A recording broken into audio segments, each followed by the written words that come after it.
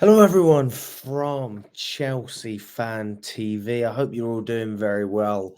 Um, I am back home after the Liverpool game. Chelsea lost 2-1 at Anfield. It's currently about 1:30 in the morning, although I'm sure you're watching this at a very different time. This might even be uh, the afternoon when you're watching it or whenever.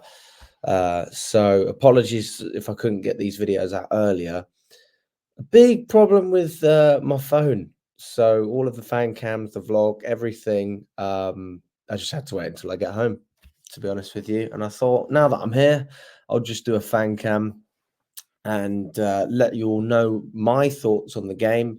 Um, and yeah, we can break it down. I mean, and I just want to say to those Chelsea fans who don't think there's positives to take from this, I don't know what you watched. That was a really good performance, a really promising performance. And you have to take more positives from that than negatives. If we work our way up the pitch, yeah, you can see that there might be one or two weak links at times. We certainly aren't the finished product. There's positions that we knew we needed to strengthen that we didn't strengthen. And there's other positions where actually we thought maybe we needed more quality. And actually, you could probably justify the fact that we didn't invest in those positions. Striker being one of them, the depth that we have. I think Nicholas Jackson, for me, I don't care really too much about the performance. I know it wasn't his best performance, but it was a decent performance, and he got a goal. He got a bloody goal, guys. 8 goals, 8 GA in 8 games in the Premier League. He is turning out to be a really, really good signing. And funny enough, when I was doing one of the interviews outside outside the away end, Paul Winstanley walked past, and I thought, oh, I gave him a little nod. And to be fair, you've got to give the guys some credit, not just him, but Stuart, all of them. They've recruited some really good players that I'd never heard of, and Nicholas Jackson was one of them. So I hope he can keep this rich vein of form going. I also think that we need to give a huge amount of respect to Lavia and Reece James, two players starting that we never thought would start this game. I think a lot of people agreed with what I said, that Lavia should have always started this game, but Enzo Fernandez has obviously been the key player for us, hasn't he? And I don't see why that would change anytime soon. But there you go. But yeah, I think Lavia was fantastic. He was brilliant, wasn't he? Absolutely sensational. So yeah, really, really impressed with what I saw from Lavia. I think he did a fantastic job, and ultimately, I think he is going to be starting ahead of Enzo Fernandez in a lot of games if he continues to play the way that he played while he was on the pitch. The way he's able to receive the ball, turn, get past players, and then pass the ball forward as well. Now, you can talk about whatever you want. We know that Lavia is like a defensive midfielder, similar to Caicedo, maybe not as much of an eight. Um, and I suppose one of the great things about Enzo Fernandez is you say, well, he's got great passing range. He can pass the ball well. I think Lavia can pass the ball well, and he can dribble well, and he doesn't lose the ball. I don't want to lose that. And I think Caicedo grew into the game as well. I think he was really, really good. So it was a fantastic performance from Caicedo. Big up to you, my friend. Yeah, really cementing himself as a key player in this team. And I think that pair is going to be massive for us because up top, we have so much quality, so much technical ability, and we just need a little bit of grit when we look deeper into the pitch. So I want my defensive midfielders, I want them to be able to retain possession, do something once they get the ball, and be able to do the dirty work. And I think that Lavia and Caicedo will just thrive. Reece James, when he was on the pitch, I actually think he did really well. And yeah, big up to Reece James. It's been so long since I saw him start a game. It's been almost a year since he started a Premier League game. I think it's over 300 days at least, which is crazy. But actually, it turned out that when he was on the pitch, he was more than capable of handling himself. I think he did a really good job. in that defensive area, and you can see that flair and that Reece seems to have this really relaxed aura when he's on the ball. He doesn't panic. And that is a beautiful thing, especially in a game like Anfield, where players might get a little bit nervous. The occasion gets to you. Maybe you end up doing some rash passes or doing something stupid, but Reece James didn't do anything of the such. Robert Sanchez had some moments where I thought, oh, bloody hell, we could have conceded there. And I think when I spoke to Liverpool fans after the game, they said something similar. They said, listen, your team looks great. In fact, a lot of them think we deserve to win the game, right? We dominated in large points of the game, but one of those areas that we need to improve is our goalkeeping department, and there's no doubt about that. I think that Sanchez certainly deserves a chance, and I think that a chance is not 1 or 2 games, and he's certainly had some great games, and he's had some not so great games. But if the Liverpool fans are commenting on that, I think that's a sign that that is an area we can improve on.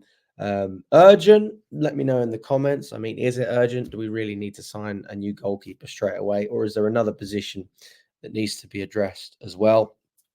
Tosin didn't have his best game, which surprised me, to be honest with you. I thought, well, I've said the whole season, I think the guy's probably more suited to having the team built around him than Wesley Fofana. First of all, because he can stay fit for a full season. He's proven in the Premier League. And, I haven't seen him really play badly for Chelsea, but this was his worst game. Positionally, I saw Maresca speaking to Tosin throughout the match, telling him, don't stand here, go here. So I think that might have been a factor for him coming off the positional aspect. He was on a yellow card as well, if I'm not wrong.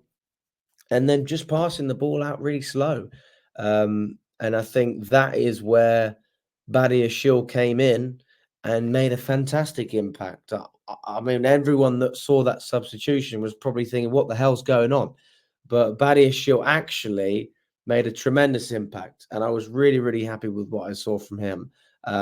Passing the ball quickly, getting us ticking. And Levi Colwell was saying throughout, he's giving these gestures, pass it quicker. Come on. We're trying to get back into this game.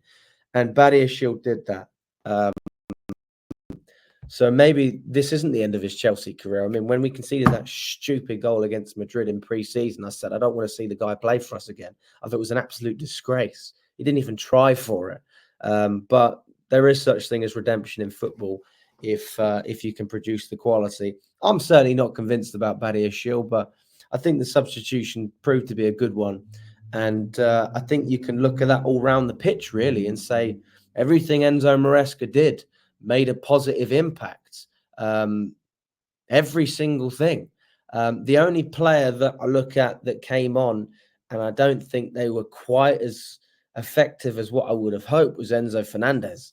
And I think that when he come on, look, he had some moments, but I didn't really see much, if I'm honest. Lavia was way better than Fernandez. So how do you compare a player who was playing really well and then someone comes on and they were okay? Well, it's a downgrade, isn't it? And that's the harsh reality. You've got £100 million player in there, and when he features, he doesn't really make an impact. And that's partially the manager's fault because of the position he's being forced to play. And this is not Enzo Fernandez's natural position, playing further up as a midfielder. So I think that we will see him against Panathinaikos. I'd like to see Enzo Fernandez playing that deep role, and then hopefully you can give Caicedo and Lavia a rest. Maybe even give Dewsbury Hall a run out next to him further up. But for me, that's where you're going to get the best out of Enzo Fernandez. I just think it's frustrating, especially from a recruitment standpoint, knowing that you spent all this money on a player who is one of the faces of Chelsea, really. And he's not producing the goods. And our win record with Enzo Fernandez is really poor. And we have better players at the moment that can do a job. And Lavia is that player right now. So that can change. But as it stands, I don't think that Fernandez deserves to start in the Premier League. And also, I want to give a massive shout out to Pedro Neto, who came on, if I'm not wrong, was it either Madueke or Sancho They both came off anyway because Nkunku came on. I was surprised that Nkunku played on the left wing. I thought that we'd push Palmer out to the right and Nkunku would be central behind Jackson. But listen, whatever we did, I don't think it was a bad decision at all. Neto was driving when he came on. He was absolutely driving. He was causing so many problems. Very, very direct, which is what you would associate with a player like Madueke. And I don't think Madueke had a bad game, actually. But I do think that Neto was much more effective and is probably the best impact that we've seen him have in a Chelsea shirt. I know he scored against Barrow. I know he scored against Ghent, but those are just goals. And sometimes you score in games without necessarily contributing apart from that. And I think that really Neto was the catalyst for us to get a point. And I think we would have deserved the point. But also I look at the game and the goals we conceded, and I would say that Liverpool probably deserved to win, because what we did that took 10 passes took Liverpool 3 or 4 passes. It's just everything that we did, and it was clearly structured and worked well from the training ground. Liverpool are just better than us.